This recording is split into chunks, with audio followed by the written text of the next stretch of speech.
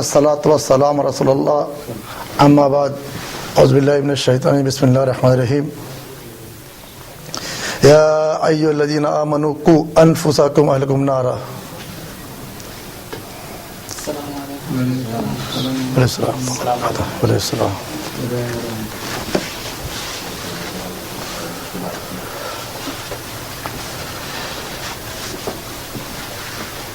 اللہ سبحانہ تعالیٰ کا شکر ادا کرنے کے بعد پھر ہم آپ سب کا شکر ادا کرتے ہیں کہ آپ لوگ جو ہیں اس پروگرام کے لیے تشریف لے کے آئیں علیہ السلام.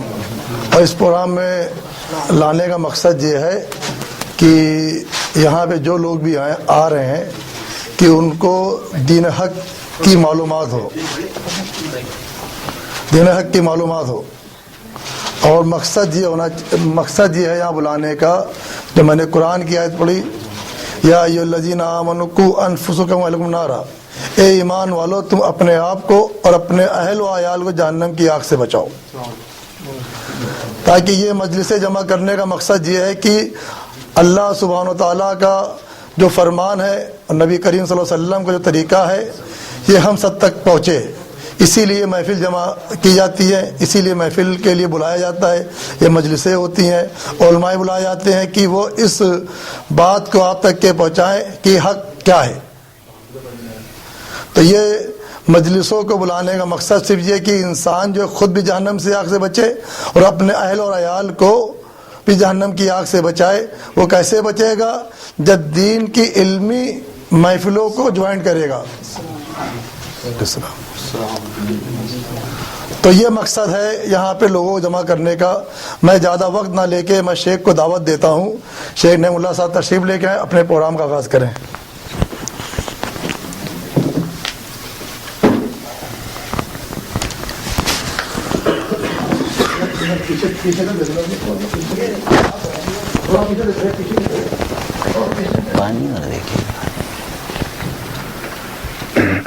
السلام علیکم ورحمۃ اللہ وبرکاتہ. الحمد للہ رب العالمین، والصلاة والسلام علی نبی الاولین والآخرین سیدنا وحبیبنا محمد وعلى آلہ وصحبہ اجمعین ومن تبعهم بإحسان إلى يوم الدین. اما بعد. حضرات گرامی، یہ بات ہم بخوبی جانتے ہیں کہ اللہ سبحانہ و تعالی نے ہم جیسی جہالت اور اندھیروں میں ڈوبی ہوئی انسانیت کی رشد و ہدایت کے لیے جناب محمد الرسول اللہ صلی اللہ علیہ وسلم کو مبعوث کیا. کئی چیزیں، کئی باتیں جو ہم تک پہنچی قرآن کے ذریعے سے، کچھ باتیں ہم تک حدیث کے ذریعے سے پہنچی، لیکن ان دونوں کا مرکز اور مرجع وہ وحی تھا. وحی کے ذریعے سے ہی قرآن آیا اور وحی کے ذریعے سے ہی حدیث رسول اللہ صلی اللہ علیہ وسلم تک منتقل کی گئی. اسی لیے رسول اللہ صلی اللہ علیہ وسلم نے ہماری رہنمائی فرمائی اور آپ نے چھوٹی سے چھوٹی چیز، معمولی سے معمولی ترین چیز کے بارے میں بھی ہمیں آداب سکھلائے. اور اس کے پیچھے جو سب سے بڑا اور بنیادی فرق تھا وہ یہ کہ انسانوں میں اور حیوانوں میں، انسان میں اور جانور میں ایک واضح فرق ہو جائے. اور یہاں تک کہ سبحان اللہ ایسی چیز جس کا ذکر کرتے ہوئے ہم عیب محسوس کریں، رسول اللہ صلی اللہ علیہ وسلم نے ہمیں اس کے متعلق بھی تعلیمات ارشاد فرمائی. جیسا کہ ترمذی وغیرہ میں آتا ہے، سلمان فارسی رضی اللہ عنہ سے مکہ والوں نے پوچھا کہ تمہارا نبی تمہیں بیت الخلاء میں جانے تک کے طریقے بتاتا ہے؟ فرمایا ہاں، وہ ہمیں سب کچھ بتاتے ہیں، حتیٰ کہ بیت الخلاء جانے تک کے طریقوں سے بھی بتاتے ہیں. اور اس کے پیچھے مقصد کیا ہے؟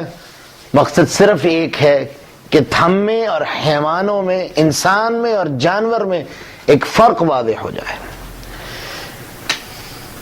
اسی ضمن میں ایک حدیث جو بڑی مختصر لیکن اپنے آپ میں ایک بہت جامع حدیث ہے، جسے ابو ہریرہ رضی اللہ عنہ نے روایت کیا ہے اور امام ترمذی نے اپنی سنن میں اسے نقل کیا ہے۔ فرماتے ہیں کہ رسول اللہ صلی اللہ علیہ وسلم گھر سے نکلے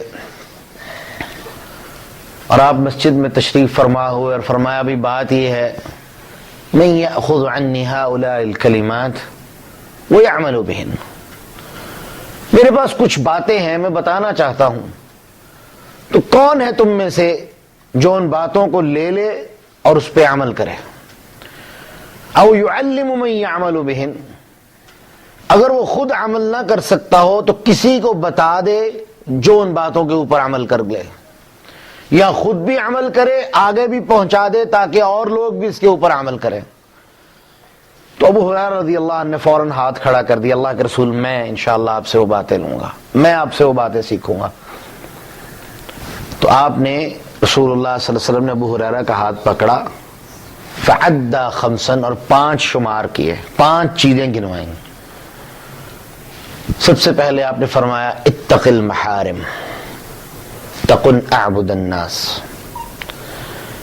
الحمدللہ یہ اللہ کا خاص کرم اور فضل ہے کہ آج اس پرفتن دور کے اندر ایک انتہائی گیا گزرا دور، جس کے اندر ہمارے گردا گرد چاروں طرف خطرے، بے دینیت، ایسی ایسی چیزیں جو ہمارے ایمان پہ ڈائریکٹ حملے کرتی ہوں وہ عام ہیں۔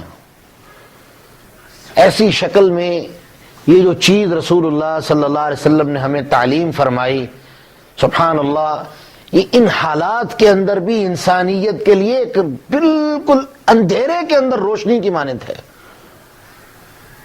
اللہ کے رسول نے فرمایا اتق المحارم، حرام چیزوں سے بچنے والے بن جاؤ، ڈرنے والے بن جاؤ، حرام چیزوں کو چھوڑ دو، تکن اعبد الناس، یہ چیز تمہیں لوگوں میں سے سب سے زیادہ عابد اور عبادت کرنے والا بنا دے گی۔ ابھی خود میں اور آپ اپنا ساتھ ساتھ تھوڑا تھوڑا مواخذہ بھی کرتے چلے جائیں کہ انسان کی گمراہی کا آغاز کہاں سے ہوتا ہے،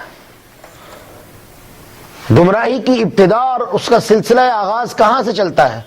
بڑی سادہ سی بات ہے، سیدھا سا جواب کہ انسان جو ہی صراط مستقیم سے نکلا، ان ھذا صراطی مستقیما فاتبعوہ ولا تتبعوا السبل، یہ صراط مستقیم جو ہے اس کے اوپر جب تک ہم رہیں گے ہم کامیاب ہیں۔ جیسے ہی ولا تتبعوا السبل، یہ جو دائیں بائیں رستے ہیں، جیسے ہی ہم ان رستوں میں سے کسی رستے میں الجھ گئے، صراط مستقیم سے نکل گئے، فتفرق بکم عن سبیلی، تو پھر کیا ہوگا؟ ہم اللہ رب العالمین کے رستے سے پھر دور سے دور چلے جائیں گے۔ اور وہ رستے حقیقت میں کیا ہیں؟ وہ یہی رستے ہیں جن کے بارے میں اللہ کے رسول نے فرمایا اتق المحارم، وہ حرام کے رستے ہیں، خواہشات کے رستے ہیں، وہ وہی رستے ہیں جن کے اوپر چلنے سے اللہ کے رسول صلی اللہ علیہ وسلم نے ہمیں منع کیا، رب العالمین نے قرآن مجید میں ہمیں منع کیا۔ دوسری طرف جو نیک آدمی ہے، آج کے اس دور میں میں ایک بات بڑی ذمہ داری سے کہتا ہوں اور ہمیشہ کہتا ہوں، جتنا یہ پرفتن دور ہے، جتنی لادینیت آج عام ہے، ایسے دور کے اندر اگر ایک شخص 5 وقت نماز باجماعت پڑھتا ہے اور دوسری طرف وہ حرام نہیں کماتا، حلال کماتا ہے، یعنی گویا کہ وہ اللہ کا حق بھی ادا کر رہا ہے اور اپنے بچوں کے لیے، اپنے آپ کے لیے ایک بہترین روزی اور معاش کے اندر وہ مصروف ہے، ایسا شخص آج کے دور کے اندر میری تحقیق کے مطابق وہ ایک بہترین زندگی گزارنے والا انسان ہے۔ آج ہم نماز سے غافل ہیں، اکثریت نماز سے غافل ہے۔ سبب کیا ہے؟ بس ذرا کاروبار میں مصروف تھے، دکان میں مصروف تھے، ٹائم نہیں مل سکا۔ آیا ہم کیا سمجھتے ہیں ایسا رزق، ایسی روٹی، جو روٹی ہم اللہ رب العالمین کا حق نہ ادا کر کے کمائیں، وہ کیا حلال ہوگی؟ کیا اس روٹی سے ہم اپنے بچے کی، اپنی اولاد کی بہترین تربیت کے خواہاں ہیں؟ کیا ہم یہ سمجھتے ہیں کہ اس قوت کے بدلے میں، اس رزق کے بدلے میں جب ہم اپنے بچوں کو کھلائیں گے تو ان کی تربیت ایک بہترین تربیت ہوگی؟ ہم نے رب العالمین کا حق ادا نہیں کیا اور دوسری طرف دنیا کے اندر معاش کے اندر مصروف رہے، ایسا رزق کبھی حلال نہیں ہو سکتا۔ اور جب یہی حرام ہماری زندگیوں میں آئے گا، چاہتے ہوئے نہ چاہتے ہوئے، ایک بات یاد رکھیے، رب العالمین کے ہاں کوئی عذر جو ہے وہ قابل قبول ہونے والا نہیں ہے۔ دنیا میں ہم ایک مثال بیان کرتے ہیں، عربی کا محاورہ ہے، العذر عند کرام الناس مقبول، اچھے لوگ عذر قبول کر لیتے ہیں، لیکن رب العالمین کے ہاں کوئی عذر اور بہانہ نہیں چل سکتا۔ کیوں؟ وہ حقیقت سے آشنا ہے۔ ہمارے عذر اور بہانے اکثریت جھوٹ پہ مبنی ہوتے ہیں، جان چھڑوانے کے لیے طرح طرح کے ہیلے بہانے۔ رب العالمین تو حقائق سے باخبر ہے، حقیقت کو جانتے ہیں، ہم ان سے کیسے اپنے آپ کو چھپا سکتے ہیں؟ نتیجہ، جب رب العالمین کا حق ادا نہیں کریں گے اور اس ظلم میں رہیں گے کہ میں نے زیادہ ٹائم لگایا ہے، زیادہ رزق کمایا ہے، مجھے زیادہ پیسے ملیں گے، سبحان اللہ، نہ تو وہ پیسہ برکت والا ہوگا، نہ وہ حلال کے ذریعے سے ہوگا، اور جو اس کے بدلے میں جب ہم اپنی ذات پہ اسے خرچ کریں گے یا اولاد کی تربیت پہ خرچ کریں گے، خیر نہیں ہو سکتی۔ اور یہی وہ چیز ہے جس کے بارے میں رسول اللہ صلی اللہ علیہ وسلم فرما رہے ہیں، اتق المحارم تکن اعبد الناس، حرام چیزوں سے خود کو بچاؤ، اللہ سبحانہ و تعالی اس کے بدلے میں جو تمہیں چیز عطا کریں گے وہ کیا ہوگی؟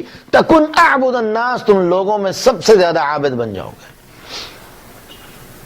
عبادت کا لطف ہی تب ہے، عبادت کا مزہ ہی تب ہے کہ انسان کا اندر صاف ہو، دل مطمئن ہو، اور وہ رب العالمین کے سامنے اس سے باتیں کرنے کے لیے کھڑا ہو۔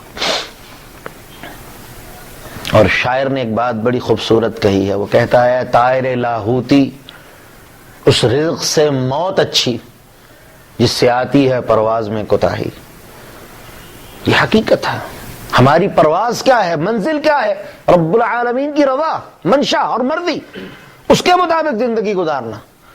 لیکن جو چیز ہمارے اس رستے کے اندر، ہماری اس منزل کے اندر، ہماری اس جستجو کے اندر رکاوٹ بنتی ہے، اگر تو ہم اس کے بارے میں فکر مند ہیں تو یہ فکر بھی خیر کی فکر ہے، لیکن اگر یہی ہے ٹھیک ہے، ہماری زندگی چل رہی ہے، ہماری گزر رہی ہے، زندگی کا معاملہ چل رہا ہے، تو ہم غفلت کے اندر ہیں۔ تو پہلی چیز جو اللہ کے رسول صلی اللہ علیہ وسلم نے سمجھائی، تعلیم فرمائی، اتق المحارم تکن اعبد الناس۔ دوسری چیز، وَأَرْضَى بِمَا قَسَمَ اللَّهُ لَكَ تَكُنْ أَغْنَى النَّاسِ۔ آج ہم میں سے ہر کوئی اگر دیکھا جائے تو الحمدللہ ایک اچھی آمدنی والا ہے، اچھے پیسے کمانے والا ہے، لیکن ایک بات جو ہم سب کی زبان پہ عمومی طور پہ مشترکہ چلتی ہے دنیاوی اعتبار سے، وہ کیا؟ یار پتہ نہیں، سمجھ نہیں آتی پیسے کہاں جاتے ہیں، میں اتنے پیسے کماتا ہوں، مجھے سمجھ نہیں آتی پیسے کہاں جاتے ہیں، میری ضروریات پوری نہیں ہوتی، کیوں ایسا ہے؟ جواب بڑا واضح ہے کہ ہم رب العالمین کی عطا پہ اس کا شکر ادا کرنے والے نہیں ہیں، رب العالمین کی ناشکری کرنے والے لوگ ہیں۔ اور یہ بڑا سادہ سا اصول رب العالمین نے قرآن مجید میں بیان کر دیا، لَإِن شَكَرْتُمْ لَأَزِيدَنَّكُمْ، شکر کرو گے اور زیادہ دوں گا۔ ضروری نہیں کہ وہ ظاہری زیادہ ہو کہ پہلے آپ 5,000 کما رہے تھے اب 10,000 کما رہے ہیں، نہیں، وہ اس چیز پہ بھی قادر ہے کہ اس 5,000 کے اندر برکت کو شامل حال فرما دے، اور اصل چیز ہی برکت ہے، کثرت کبھی بھی اصل چیز نہیں ہوئی۔ تو فرمایا، ارضا بما قسم اللہ لک، جو چیز رب العالمین نے تجھے عطا کر دی ہے اس کے اوپر راضی ہو جا، تکن اغنى الناس، یہ چیز تجھے کائنات میں سب سے بڑا امیر بنا دے گی۔ ہماری فقیری، ہماری غربت، اس کا سب سے بڑا راز یہ ہے۔ اصل میں پھر بات وہی آتی ہے کہ ہم ایک مادیت کے دور میں رہ رہے ہیں جس میں ہم چیزوں کی کثرت کی طرف، چیزوں کے معاملات کی طرف دیکھتے ہیں، یار یہ بندہ میرے ساتھ ہے، کام کرتا ہے، اس کے پاس دنیا کی ہر آسائش ہے، میرے پاس کچھ نہیں، ہم مادیت کی طرف جاتے ہیں۔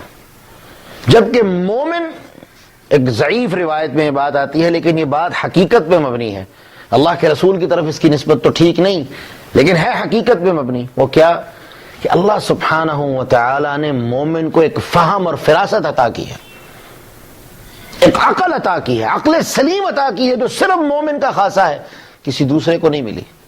اور وہ کیا ہے کہ مومن انتہائی معاملات کے اندر غور و فکر کرنے والا، اور کس طرح غور و فکر کرنے والا ہوتا ہے، وہ اپنے ایمان کی روح اور جذبے کے ساتھ اپنی ہر چیز کا مواخذہ اور معائنہ کرتا ہے کہ جس کا جو ایمان کا لیول ہے اس کے حساب سے وہ سوچے گا، اپنی مومنیت کی آنکھ سے دیکھے گا، نتیجہ ہر چیز اس کے سامنے کھل کے سامنے آ جائے گی کہ میری کہاں کہاں کیا کیا غلطی ہے، میں کہاں کہاں مسٹیک کر رہا ہوں، کہاں کہاں میں نے غلطیاں کی ہیں، کہاں کہاں میں نے اپنے رب کو اپنے سے ناراض کیا ہے، کہاں کہاں میں نے رب العالمین کی نافرمانی کی ہے۔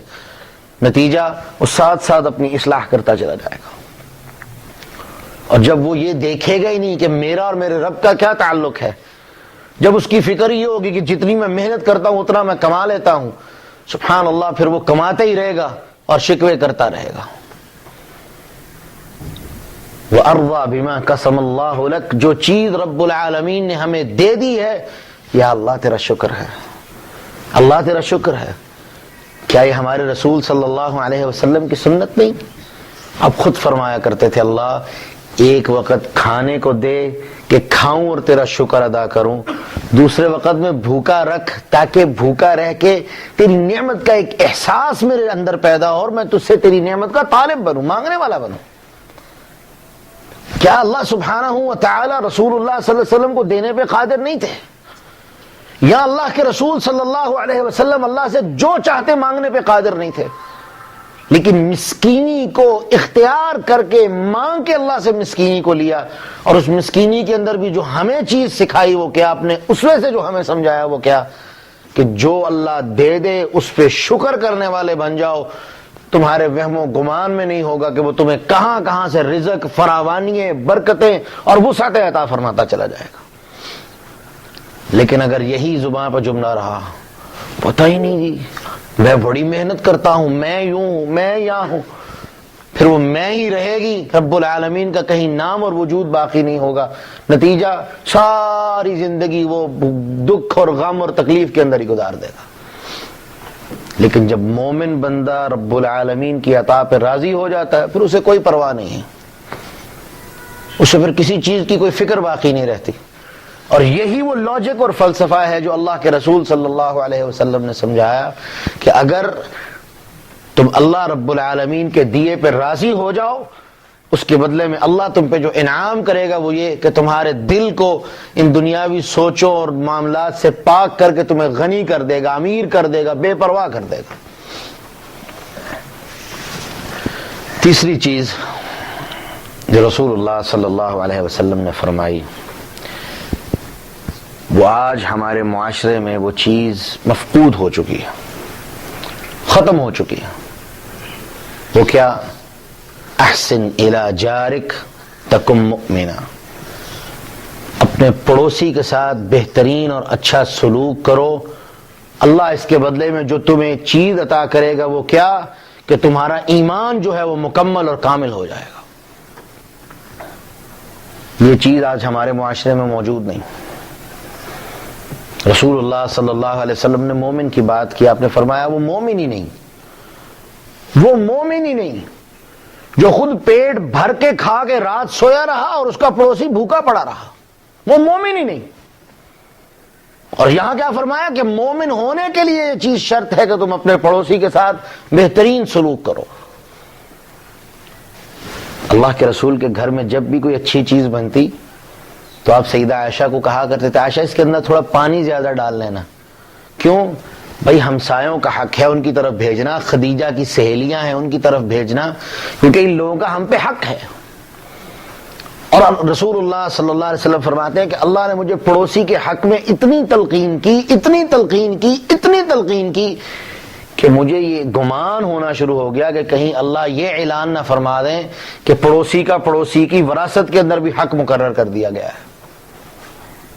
یعنی اس حد تک یہ معاملہ حساس ہے، اور یہ چیز حقوق العباد کے اندر آتی ہے کہ رب العالمین نے پڑوسی کے حقوق متعین کیے، اور آج ہم اس حق سے غفلت برت رہے ہیں، کل قیامت کے دن اس کا جواب دینا پڑے گا۔ اور جواب بھی کیسے ہوگا کہ رب العالمین پڑوسی کو پڑوسی کے سامنے لا کے کھڑا کر دیں گے اور کہیں گے بھئی یہ تیرا دینے والا ہے، تو نے اس کا دینا ہے، دونوں آپس میں معاملہ کلیئر کرو۔ اور رسول اللہ صلی اللہ علیہ وسلم نے اس دن کے بارے میں ایک بڑی ہی عظیم الشان بات ارشاد فرمائی۔ آپ نے پوچھا صحابہ جانتے ہو کہ مفلس کون ہے؟ مفلس کون ہے؟ صحابہ نے کہا اللہ کے رسول من لا فینا درہم ولا دینار، مفلس بولے جس کے پاس نہ کوئی پیسہ ہے، نہ مال ہے، نہ دولت ہے، وہ مفلس ہے، غریب ہے۔ فرمایا نہیں، حقیقی مفلس یہ ہے کہ قیامت کے دن ایک شخص آئے گا اور اس کے ساتھ نیکیوں کے انبار ہوں گے، حساب کتاب شروع ہوگا تو ایک بندہ آ جائے گا، یہ حقوق العباد کی بات ہے، اور آگے کہ اللہ اس نے میرا حق کھایا تھا، ٹھیک ہے جی اس کو اس کی نیکیوں سے دے دو۔ دوسرا ہے کہ اللہ اس نے مجھے گالیاں دی تھی، اس کی نیکیوں سے دے دو۔ اللہ میں اس کا پڑوسی تھا، میرا حق نہیں دیا، اس کی نیکیوں سے دے دو۔ اللہ کے رسول نے یہاں تک فرمایا کہ ابھی حق لینے والوں کی لائن موجود ہوگی اور اس کی نیکیاں ختم، اور باقی کیا رہے گا؟ وہ حق لینے والے موجود ہیں اور اس کے پاس دینے کے لیے کچھ باقی نہیں۔ اور پھر اللہ سبحانہ و تعالیٰ کیا فیصلہ فرمائیں گے کہ ان کے گناہوں میں سے ان کے گناہ کاٹ کے اس کے کھاتے میں ڈالے جائیں گے، ثم طرح فی النار، اور اس کے بعد اس کو جہنم میں پھینک دیا جائے گا۔ آپ خود اندازہ کریں کہ ایک شخص نیکیاں کی، محنت کی، مال جمع کیا، آخرت کے لیے نیکیوں کو خزانہ کیا، لیکن حقوق کے معاملے میں کوتاہی کا شکار رہا، حقوق ادا نہیں کیے۔ نتیجہ کیا ہوا کہ آج جب وہ رب العالمین کے سامنے کھڑا ہے، حقوق لینے والوں کی لائن لگی ہے اور اس کے پاس دینے کے لیے کوئی چیز نہیں ہے۔ اس سے بڑی مفلسی کوئی نہیں ہو سکتی، اس سے بڑی ناکامی کوئی نہیں ہو سکتی۔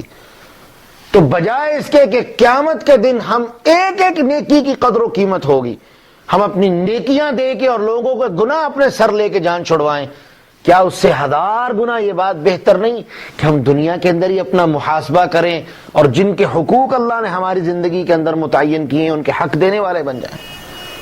اور اس میں سب سے پہلا حق اہل محلہ میں سے آپ کے پڑوسی کا ہے، آپ کے رشتہ داروں کے بعد سب سے پہلا حق جس کا ہے وہ آپ کا پڑوسی ہے۔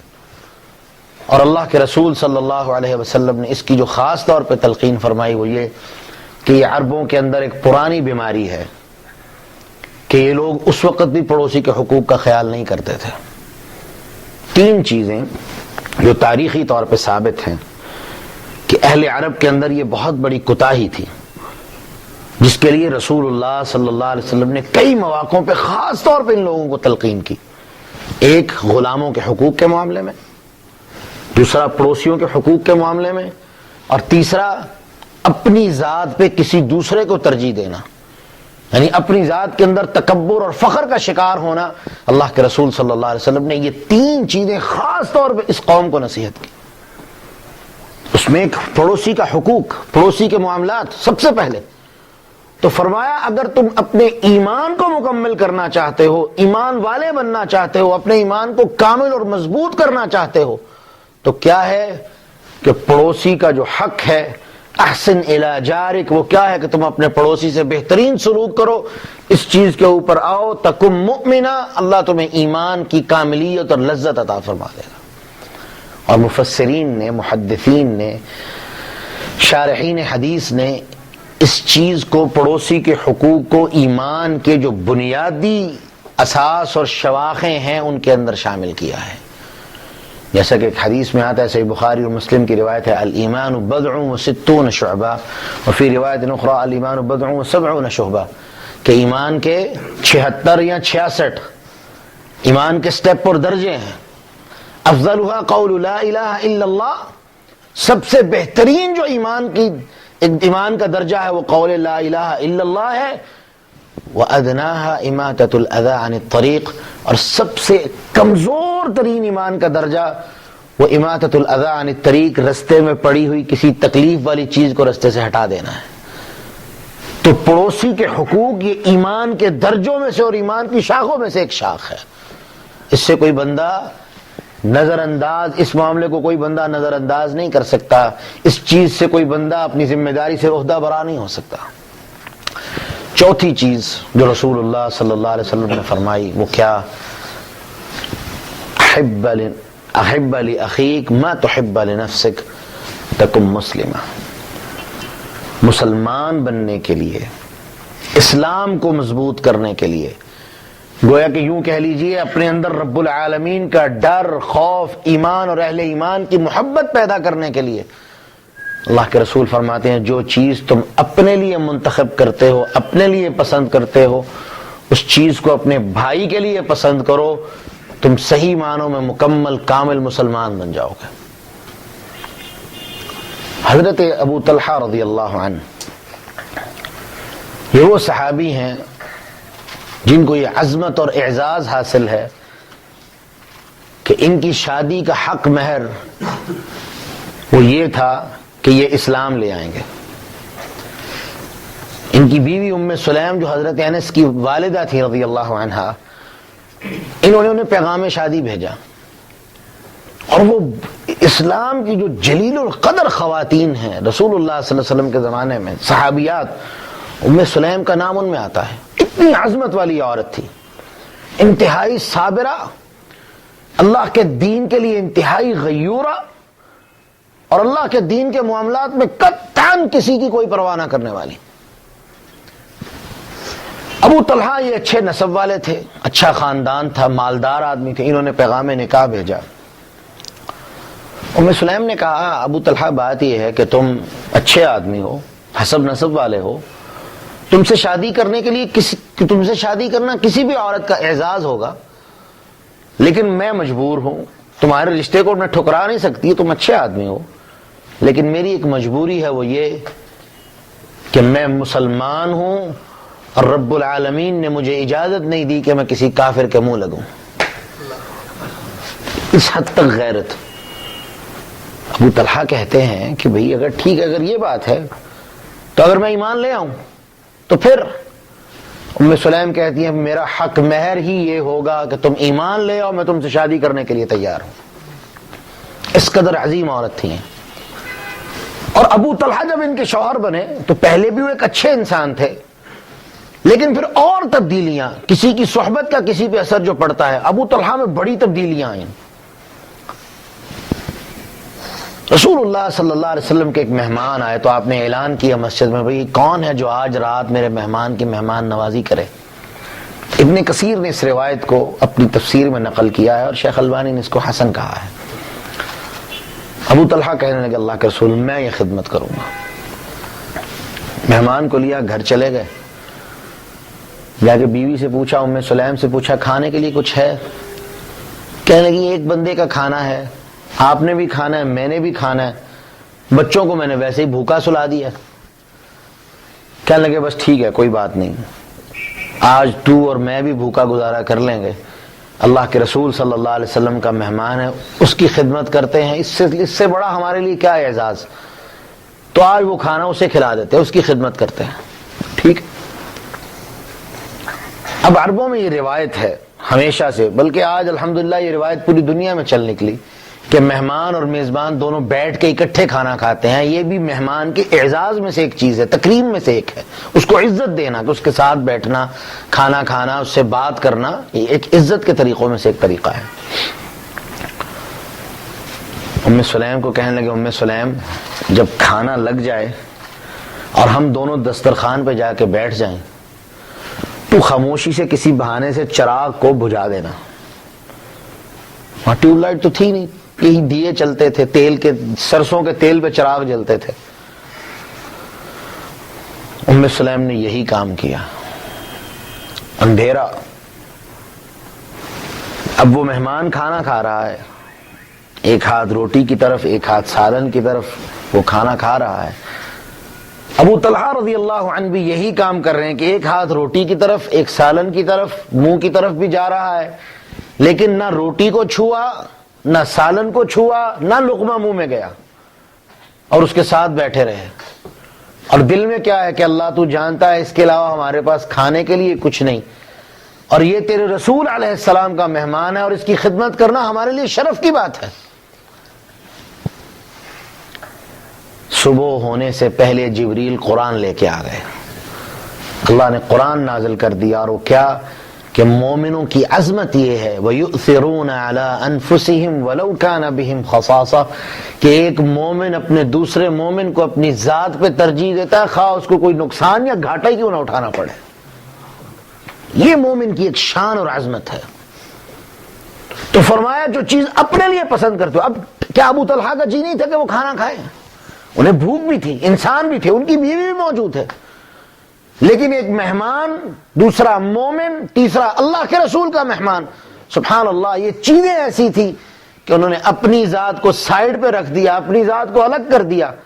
رب العالمین کو یہ ادا اور یہ محبت اور یہ مہمان نوازی اتنی پسند آئی کہ اللہ رب العالمین نے اس مومن کی شان میں اور دیگر مومنوں کے سبق کے لیے قرآن مجید میں ایک مستقل آیت کو نازل فرما دیا۔ تو فرمایا اگر تم مسلمان بننا چاہتے ہو، اسلام والے بننا چاہتے ہو، اپنے دل میں اللہ کی اور اہل الایمان کی محبت رکھنا چاہتے ہو، تو کیا ہے جو چیز اپنے لیے پسند کرتے ہو وہی چیز اپنے بھائی کے لیے پسند کرو، تو تم مسلمان بن جاؤ گے۔ آخری چیز اور پانچویں چیز جو رسول اللہ صلی اللہ علیہ وسلم نے بیان فرمائی، میں پہلے چار کو دہرا دوں تاکہ یہ پکی ہو جائیں۔ چھوٹی سی حدیث ہے، یاد کر لیں گے، کسی اور کو سنائیں گے، آپ کے لیے بھی اجر ہے انشاءاللہ، بیان کرنے والے کے لیے بھی اجر ہوگا۔ پہلے ابو ہریرہ اس کے راوی ہیں، ترمذی کی روایت ہے، حسن روایت ہے۔ اللہ کے رسول نے فرمایا ابھی میں کچھ چیزیں، کچھ کلمات دینا چاہتا ہوں، اور اسے دینا چاہتا ہوں جو انہیں یاد کرے اور آگے بھی کسی کو سکھائے، وہ خود بھی عمل کرے، آگے بھی کسی کو دے جو اس کے اوپر عمل کر سکے۔ تو اللہ کے ابو ہریرہ نے کہا اللہ کے رسول میں وہ کلمات آپ سے سیکھوں گا۔ تو اللہ کے رسول نے ان کا ہاتھ پکڑا اور 5 شمار کیے۔ نمبر 1، اتق المحارم تکن اعبد الناس، حرام سے بچ جاؤ، سب سے زیادہ عبادت کرنے والے بن جاؤ گے۔ ارضا بما کسب اللہ لک، جو چیز رب العالمین نے تمہارے لیے تقسیم کر دی ہے، تمہیں عطا کر دی ہے، اس کے اوپر راضی ہو جاؤ۔ تکن اغنى الناس، تم لوگوں میں سب سے زیادہ غنی بن جاؤ گے۔ احسن الی جارک تکن مؤمنا، اپنے پڑوسی سے اچھا سلوک کرو، تم مومن بن جاؤ گے، کیونکہ ایمان کے شاخوں میں سے ایک شاخ ہے۔ وَأَحِبَّ لِأَخِيكَ مَا تُحِبَّ لِنَفْسِكَ تکن مسلمہ، جو اپنے لیے پسند کرتے ہو وہی اپنے بھائی کے لیے پسند کرو، تم کیا ہو جاؤ گے؟ مسلمان ہو جاؤ گے، اسلام کے اندر مضبوط ہو جاؤ گے۔ 5ویں اور آخری چیز کہ لا تکثر الضحک فإن کثرت الضحک تمیت القلب، کثرت سے ہنسا نہ کرو، کیونکہ زیادہ ہنسنا انسان کے دلوں کو مردہ کر دیتا ہے۔ کیا مطلب اس بات کا؟ کہ کثرت ہنسی جو ہے یہ اس بات کی دلالت ہے، اس بات کا واضح ثبوت ہے کہ انسان کی محبت جو ہے وہ اللہ رب العالمین کے ساتھ نہیں۔ کیوں؟ جو رب العالمین سے محبت کرنے والا بندہ ہے، جو رب العالمین کے اصولوں سے محبت کرنے والا بندہ ہے، اللہ کے دین کے اندر رہنے والا اور اپنی زندگی کو اللہ کے دین کے مطابق چلانے والا بندہ ہے، سبحان اللہ، اللہ نے ان کی شان اور ان کی نشانیاں قرآن میں بیان کی ہیں۔ یتفکرون فی خلق السماوات والارض، وہ اپنے آپ کو دنیا کے کاموں میں نہیں الجھاتے، بلکہ وہ کیا کرتے ہیں؟ آسمان اور زمین، اس کے معاملات، نظام کائنات، اللہ رب العالمین کی وضع کردہ ایک ایک چیز میں وہ غور و فکر کرنے میں مصروف رہتے ہیں۔ اس کے پاس کوئی وقت نہیں ہوتا کہ وہ دنیا کے اندر مصروف ہو اور الجھے اور ہنسے کھیلے۔ ہنسنا کھیلنا ان لوگوں کی شان ہے، ان لوگوں کا طریقہ ہے جن کی زندگی کے معاملات صرف دنیا کے لیے وقف ہوں، اور جو دنیا کے اندر الجھ گیا، دنیا کے اندر پڑ گیا، دنیا کی زندگی میں مصروف ہو گیا، ہلک، وہ تباہ و برباد ہو گیا۔ اس لیے رب العالمین نے قرآن مجید میں سورہ کہف کے آخر میں ایک بات کہی ہے، اے محمد صلی اللہ علیہ وسلم، سب سے زیادہ گھاٹا پانے والے لوگ کون ہیں ان کو بتا دیجئے، الذین ضل سعیہم فی الحیات الدنیا، جن کی پوری کوشش، کاوش، زندگی کی ہر جستجو جو ہے وہ صرف دنیا کے لیے ہے۔ تو فرمایا کثرت سے ہنسا نہ کرو، کیوں؟ یہ دنیا کے اندر، دنیا کے ساتھ، دنیا کے معاملات کے ساتھ محبت کی نشانی ہے، اور اس کے نتیجے میں تمہیں کیا ملے گا؟ فإن کثرت الضحک تمیت القلب، یہ انسان کے دل کو مردہ کر دیتی ہے، رب العالمین سے غافل کر دیتی ہے۔ اور یہی وجہ ہے کہ رسول اللہ صلی اللہ علیہ وسلم ہنسا نہیں کرتے تھے، مسکرایا کرتے تھے. اور آپ کی پوری زندگی میں صرف 3 واقعے تاریخ اور سیرت کی کتابوں میں ملتے ہیں کہ آپ اتنا مسکرائے کہ آپ کی یہ داڑیں نظر آئیں. کبھی کسی نے ہنستے ہوئے آپ کے سامنے والوں دانتوں کو نہیں دیکھا، کبھی بھی. آپ صرف تبسم فرماتے تھے جو انسان کا ایک فطرتی امر ہے. تو یہ وہ 5 چیزیں تھیں جو میں نے آپ کے سامنے بیان کی. اللہ سے دعا کرتا ہوں کہ اللہ ہمیں ان کے اوپر عمل کرنے کی توفیق عطا فرمائے، ان کو سمجھنے کی توفیق عطا فرمائے. وآخر دعوانا ان الحمد للہ رب العالمین.